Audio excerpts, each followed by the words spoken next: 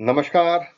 बारिश का मौसम शुरू हो गया है और बच्चे आने लगे हैं क्लिनिक में जिनको कि ये कंप्लेन है कि उनका कान बहता है, कान में दर्द है या कान में पस है वगैरह वगैरह वगैरह। और साथ ही साथ डायग्नोसिस देखने को मिलते हैं ओटाइटिस मीडिया।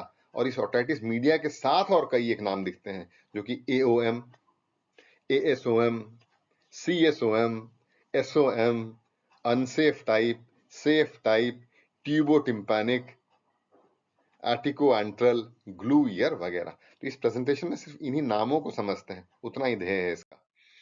तो अगर आप देखें तो मिडिल ईयर में या बीच के कान में इन्फेक्शन तीन हिस्सों से आ सकता है। पहला ब्लड वेसल से आ सकता है। दूसरा अगर कान में छेद कर दे कोई बाहर की तरफ से अगर डाले, जैसे कि बच्चे पेंसिल डाल रहा है, उससे आ सकता है।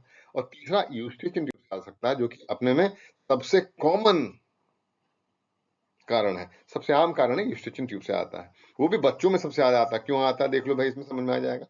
बच्चों में इसलिए आता है यूस्टिचियन ट्यूब के माध्यम से क्योंकि यहाँ अगर आप देखें तो बच्चों का जो यूस्टिचियन ट्यूब होता है वो बहुत फ्लैट होता है। या देखिए यहाँ फ्लैट है और इसमें एक एंगल बना हुआ है, यहाँ टिल्ट है इसमें, तो उससे क्या फर्क पड़ जाएगा। एक तो स्कल होता है छोटा या खोपड़ी होती है छोटी उनकी, तो जो भी खाया तुरंत ही कान में जाने की संभावनाएं उसमें होती है। गले का कोई भी इन्फेक्शन तुरंत कान में जाने की संभावनाएं होती है। और सीधा चूंकि है इसलिए सीधा जाएगा बेरोक टोक। जब यहाँ एंगल है, मुंह थोड़ा नीचे भी आ गया आप अगर देखें तो ऊपर उठने में, कोई भी चीज हम जब खाते हैं तो ऊपर उठने में थोड़ा वक्त लगता है ना, ग्रेविटी के खिलाफ जाने में मुश्किल होता है। चढ़ भी अगर गया तो इस स्लैंट में ऊपर चढ़ने में भी वक्त लगता है। तीसरा ये होता है कि इनके जो मसल्स होते हैं, टेंसर वेली पेलाटिन, लेवेटर वेली पेलाटिन, ये थोड़ा मजबूत होते हैं। इसलिए बड़ों में जो यूस्टेचियन ट्यूब है वो कान को, बीच के कान को बहुत बेहतर प्रोटेक्ट कर लेता है, जबकि बच्चों में बहुत ज्यादा चांसेस हैं कि यूस्टेचियन ट्यूब के माध्यम से इन्फेक्शन कान के अंदर जाए। इसलिए लिटा के दूध जाना, नाक नहीं बंद करना सीखते वक्त वगैरह वगैरह बच्चों के, है ना। और सर्दी जुकाम होने देना नहीं। यहाँ अगर देखें तो यूस्टेचियन ट्यूब कुछ इस तरह का दिखता है, यहाँ देखिए। और अगर ये बंद हो जाए तो आपका टिम्पैनिक मेम्ब्रेन का जो लश्चर है वो खत्म हो जाता है, यानी कि जो चमक है वो खत्म हो जाती है। कोनोफ्लाइट नहीं दिख रहा देखिए, और धीरे धीरे ये खींचने लगे अंदर की तरफ। यहाँ दिखाया गया नेजोफेरिंग्स में। नेजोफेरिंग्स यानी कि मैं अगर एक पेंसिल नाक के अंदर डालूं, जहां टच होगा नेजो फेरिंग्स, जहां फेरिंग्स में टच होगा उसी जगह यूस्टेचियन ट्यूब खुलता है बिल्कुल। तो ये जो खुलावट है ये नाक के पीछे देखिए, तो नाक के पीछे की जो दीवार है हमारी फेरिंग्स की, वहां खुलती है इसको। तो ये लोकेशन हो गया। तो यहाँ जहां भी एडिनॉइड्स हो, टॉन्सिल्स हो, अपर रेस्पिरेटरी ट्रैक्ट इन्फेक्शन हो, तुरंत तुरंत ये इफेक्ट करने लगता है कान को, इसलिए कान बंद होने लगता है ना। बच्चों में ज्यादा करता है, वजह मैंने बताया आपको।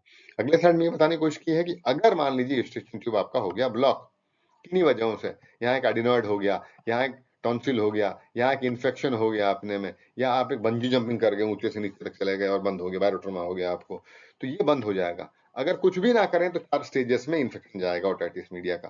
पहला स्टेज जिसे हम बोलते हैं हाइपरमिया, यानी कि यूस्टेचियन ट्यूब हो गया बंद, इसके अंदर का ऑक्सीजन और नाइट्रोजन मिडिल ईयर के जितने भी म्यूकस मेम्ब्रेन ये सारे के सारे ऑब्जर्व कर जाएंगे। यहाँ बन जाएगा एक नेगेटिव प्रेशर, कान का पर्दा लगेगा खींचने अंदर की तरफ, और दबाव होना शुरू होगा किसके ऊपर, मिडिल ईयर क्लेफ्ट के ऊपर। इन्फेक्शन शुरू तो पहला ब्लड वेसल्स एक्टिवेट हो जाएंगे, तो बहुत ज्यादा ब्लड सप्लाई होना शुरू हो जाएगा। उसको क्या बोलते हैं, हाइपरमिया, पहला स्टेज, यानी कि ब्लड वेसल ज्यादा शुरू हो गया, लाल लाल दिखना शुरू हो जाएगा। सेकंड स्टेज, अब ये जब ब्लड वेसल ज्यादा हो गया, खिंचाव बहुत दिन तक दो दिन तक रह गया है, तो अब क्या होना शुरू करेगा कि आसपास जितने भी म्यूकस मेम्ब्रेन है ये धीरे धीरे कुछ ना कुछ फ्लूइड डिस्चार्ज करना शुरू करेंगे, क्लियर वाटर डिस्चार्ज करेंगे, लेकिन फ्लूइड डिस्चार्ज करना शुरू करेंगे ब्लड वेसल्स, और साथ ही साथ जो म्यूकस मेम्ब्रेन है वो फ्लूइड डिस्चार्ज करना शुरू कर देते हैं, और सेल मेम्ब्रेन टूटने लग जाते हैं। इसको बोलते हैं स्टेट ऑफ एक्सुडेशन, ध्यान रखिएगा एक्सुडेशन। अभी तक इसमें इन्फेक्शन नहीं हुआ, क्लियर लिक्विड है। तीसरा स्टेज अब इन्फेक्शन का स्टेज आ गया कि अब ठहर गया 2-3 दिन, अब स्टेज ऑफ सप्रेशन, यानी कि इसके अंदर अगर इन्फेक्शन आ जाए तो पस बनना शुरू हो जाएगा, और इसको बोलेंगे स्टेज ऑफ सप्यूरेशन। और यहाँ बीच के कान में लगेगा मवाद बनने या पस बनने। हो सकता है वो पस बने, कान में बड़ा दर्द होना शुरू करेगा, टिम्पैनिक मेम्ब्रेन खींचना शुरू होगा, अरे रोता है बहुत बच्चा। बड़े मेरे एक बड़े हैं तो उनको भी हुआ था इन्फेक्शन, बहुत दर्द करता है। उसके बाद फटता है कान का पर्दा, और फोर्थ स्टेज कान का पर्दा फटा, आप अगर ठीक हो गया तो स्टेज ऑफ रिजोल्यूशन। अगर क्रॉनिक हो गया यानी कि बार बार इन्फेक्शन हो गया तो CSOM या chronic suppurative otitis media. 4 stage होते हैं। तो पहला स्टेज नॉर्मल है, कान देखिए हमारा बिल्कुल चमक रहा है, कोनोफ्लाइट दिख रहा है, एंटीरियर पोस्टीरियर क्वाड्रेंट्स दिख रहे हैं। अब स्ट्रेचिंग ब्लॉक हो गया, रिट्रैक्ट हो गया, अंदर की तरफ पर्दा खिंचा तो ये हैंडल ऑफ मेलिस देखिए कितना उभार आ गया, इसमें इतना उभार है उसमें उतना उभार नहीं है। अंदर दिख रहा था ना ये आपका इनका स्टेपिस, यहाँ नहीं दिख रहा है बिल्कुल भी, क्योंकि अंदर की तरफ ये खींचना शुरू हुआ, ट्रांसपेरेंसी खराब होना शुरू हुआ इसका। इसके बाद क्या होना शुरू करता है, अभी इसके अंदर पानी आना शुरू करेगा धीरे धीरे, तो इसको बोलते हैं हम जो आपका दूसरा स्टेज, जो कि मैं समझा रहा था आपको, जिसमें कि क्लियर फ्लूइड आएगा, इन्फेक्शन नहीं आया इसमें रिट्रैक्टर तक में। अब इन्फेक्शन आना शुरू हुआ, बल्ज टिम्पैनिक मेम्ब्रेन, मवाद आना शुरू हुआ, देखिए ये पस भर गया ना इसके अंदर, तो अब हम बोलते हैं इसमें सपुरेशन हो गया।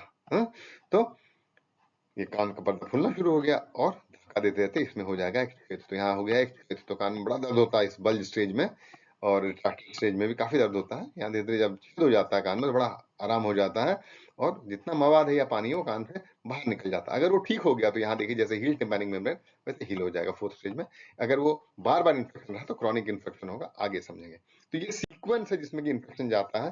समझने वाली बात है कि इसमें एओएम, एसओएम, एएसओएम कहाँ आता है। एओएम यानी कि acute otitis media, Eustachian tube बंद है और कान के अंदर हो सकता है कि दर्द हो रहा है, कान भरा भरा लग रहा हो और इसमें पानी जैसा कुछ भरा हुआ हो, इन्फेक्शन नहीं आया, माने कि बैक्टीरियल इन्फेक्शन नहीं आया, वायरल इन्फेक्शन नहीं आया है, तो ये हुआ अक्यूट ओटाइटिस मीडिया। अब ये कुछ दिनों के लिए ठहर गया, इसमें इन्फेक्शन हो गया तो सप्रेशन हो गया या इन्फेक्शन हो गया, तो इसमें हम बोलते हैं अक्यूट सपुरेटिव ओटाइटिस मीडिया। तो एओएम है acute otitis media, as S यानी कि सपुरेटिव यानी कि पस हो गया इसके अंदर, तो अक्यूट सपुरेटिव ओटाइटिस मीडिया। आप देख सकते हैं कि इसमें मवाद आ गया और कान का पर्दा गया फट, वहां तक हो गया अक्यूट सपुरेटिव ओटाइटिस मीडिया।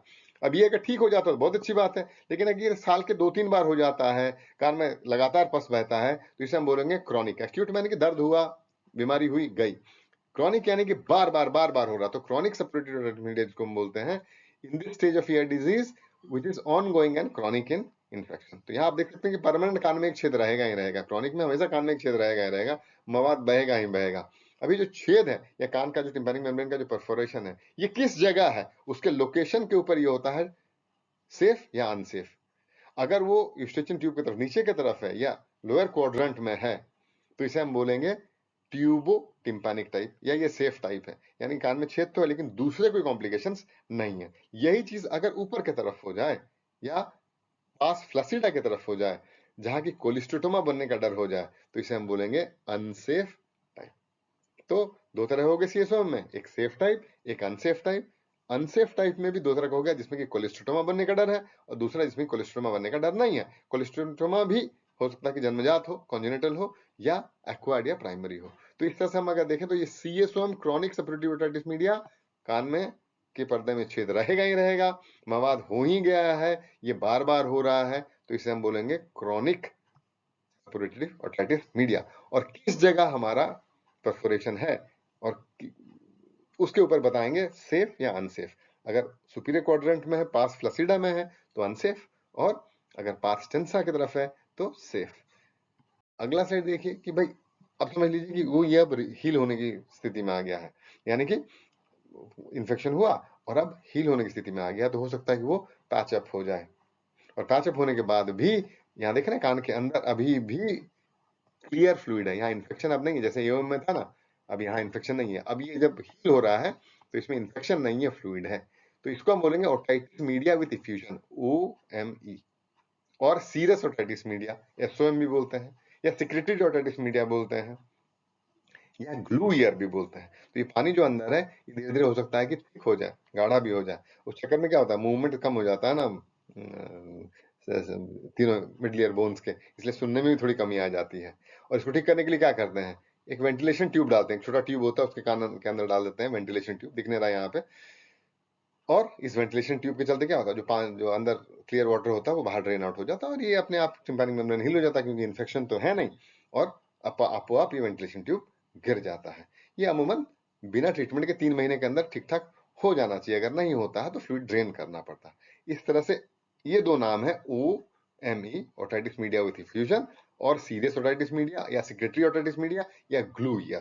तो ये शब्द हो गए। तो ऐसे अगर हम देखें तो मोटा मोटी otitis media Eustachian tube dysfunction के चलते ज्यादा से ज्यादा होता है। दो तरह का होता है, एक्यूट होता है यानी कि दर्द हुआ, कान में पर्दे में छेद हुआ यहाँ तक। दूसरा होता है क्रॉनिक। एक्यूट में एओएम होगा जहां जब तक इन्फेक्शन ना हो, क्लियर फ्लूइड हो। दूसरा होगा अगर फ्लूइड आ जाता है इसमें जो कि इन्फेक्टेड हो, पस हो जाता है, तो इसको हम बोलते हैं एएसओएम। क्रॉनिक में दो तरह के होते हैं, अगर जो परफोरेशन है वो नीचे की तरफ हो या इंफीरियर क्वाड्रेंट में हो तो उसको हम बोलेंगे सेफ या ट्यूबोटिम्पैनिक टाइप। अगर ऊपर के क्वाड्रेंट में या पास फ्लैसिडा में हो तो उसे हम बोलेंगे अनसेफ या आर्टिको एम्परल टाइप। इस तरह से अगर हम देखें तो ओटाइटिस मीडिया के जो ये तमाम तरह के नाम है ना, AOM, ASOM, CSOM, glue ear, SOM, tubotympanic, atticoantral type, ये सारे के सारे यही शब्द हैं और इनके मायने यही हैं। उम्मीद करता हूँ समझ में आया होगा। बहुत बहुत धन्यवाद।